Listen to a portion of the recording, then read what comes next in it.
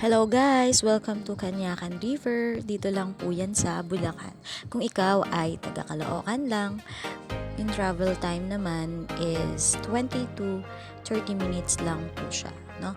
So ayan po yung mga cottage and then pwede po kayong magluto yan sa gilid and then may part na mababaw so pwede po siya sa mga kids. Malinis naman po yung water and then medyo malawak. Nung pumunta kasi kami dito, May 1 po yun. Maraming tao, holiday. So, okay lang din naman. So, nag-enjoy naman po yung mga kasama ko. At ayan po yung place. So, okay din naman po. Medyo mabato lang po siya. Ingat-ingat lang talaga. Lalo na sa mga kids, hindi pwedeng tumakbo. Bawal din po dito yung pet sa ilog. Kaya, ayan. Siyempre, kung gusto nyo ng nature trip, ayan, so, marami po niyan dito sa part ng Bulacan. Ayan nga guys, no? So, may mababaw na part, ayan, nagkakasayahan na kami dito. Sobrang happy ng mga kasama ko, diba?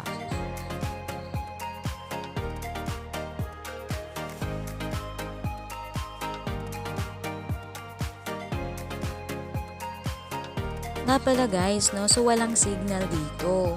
Meron naman dyan, mga piso wifi may connect ka lang and then syempre magbabayad ka pero yung signal sobrang wala talaga so kailangan ma-enjoy nyo yung time na nandito kayo sa Canyacan River, family bonding, barkada o sino yung mga kasama ninyo, your loved ones.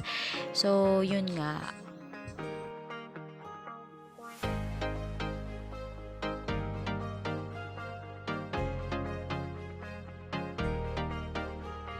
May time din na tumataas ang tubig, no? Pero magpapasabi naman yung mga tao dyan kung kailan tataas yung water.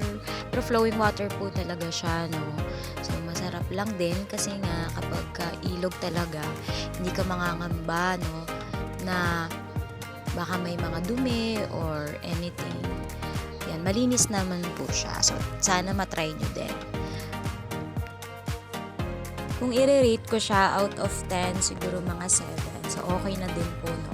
Yan, kung nature trip ang hanap ng mga barkada, kaibigan, o kung sino pa po yung mga kasama ninyo, pwede nyo na rin itry.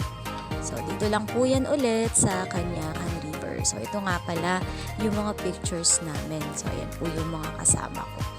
Sana nag-enjoy po kayo. Thank you for watching.